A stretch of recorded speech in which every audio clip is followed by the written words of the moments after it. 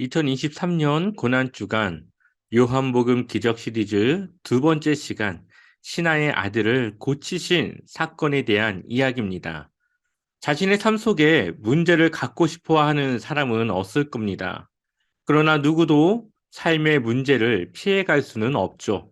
성경을 봐도 문제가 없는 사람이 없습니다. 문제가 우리의 삶의 문제인 이유는 자신의 능력밖에 이르기 때문일 겁니다. 그러니 문제를 해결하기 위해서 다양한 방법과 또 다양한 신들을 사람들은 찾게 되고 믿게 됩니다. 그러나 성경은 우리 삶의 문제를 통해 하나님의 영광을 볼 수 있다고 말씀하고 있습니다.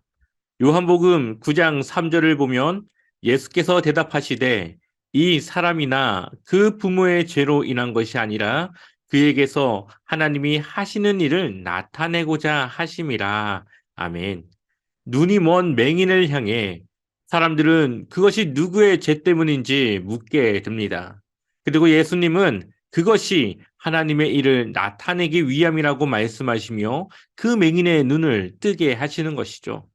우리는 문제 앞에서 절망하고 낙심하게 되지만 그것을 하나님을 믿는 또 하나님을 만나는 기회로 삼아야 합니다. 오늘 요한복음 4장에도 왕의 신하가 예수님을 찾아오게 됩니다. 세상 누구보다 많은 것을 누리고 권력을 누리던 그가 죽어가는 아들을 살리고자 예수님을 찾아온 것입니다.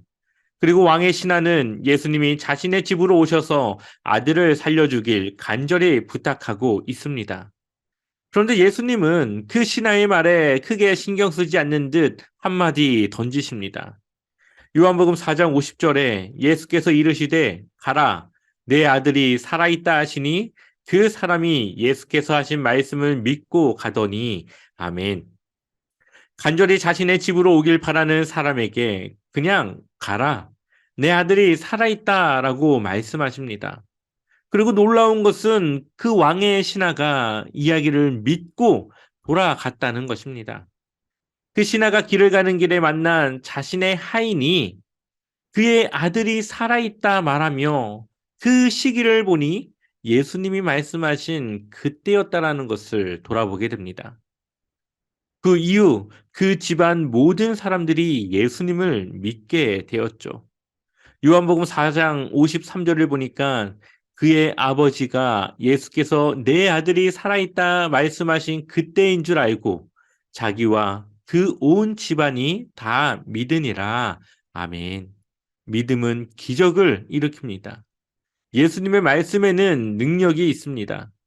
그분의 말씀은 살아있는 생명력 있는 말씀입니다. 지금도 그 말씀은 동일하며 우리의 삶에 큰 능력으로 일하고 있습니다.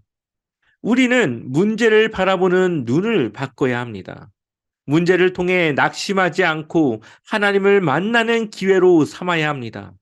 문제보다 크신 하나님을 기억하십시오. 하나님 앞에서 문제는 없습니다. 오히려 문제보다 크신 하나님을 나타내시어 우리의 믿음을 견고하게 하시고 하나님을 아는 기회로 삼게 될 것입니다.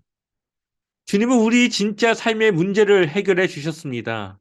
바로 우리의 죄를 대속해 주신 것이죠. 왕의 아들은 죽어야 하는 삶이었지만 예수님을 믿음으로 예수님을 만남으로 살아나게 되었습니다. 요한복음 5장 24절을 보니까 내가 진실로 진실로 너희에게 이르노니 내 말을 듣고 또 나 보내신 이를 믿는 자는 영생을 얻었고 심판에 이르지 아니하나니 사망에서 생명으로 옮겼느니라. 아멘. 우리는 영원한 형벌에 들어가야 할 죄인이었습니다. 죄의 삭은 사망입니다. 바로 죽음입니다. 영적으로 죽었기에 우리는 영원한 형벌에 들어가야 할 죄인들이었습니다. 그러나 이제 예수 그리스도를 통해 심판에 이르지 아니하고 사망에서 생명으로 옮겨진 하나님의 자녀로 살아가는 삶을 살아가고 있습니다. 오늘 하루 누구를 의지하시겠습니까?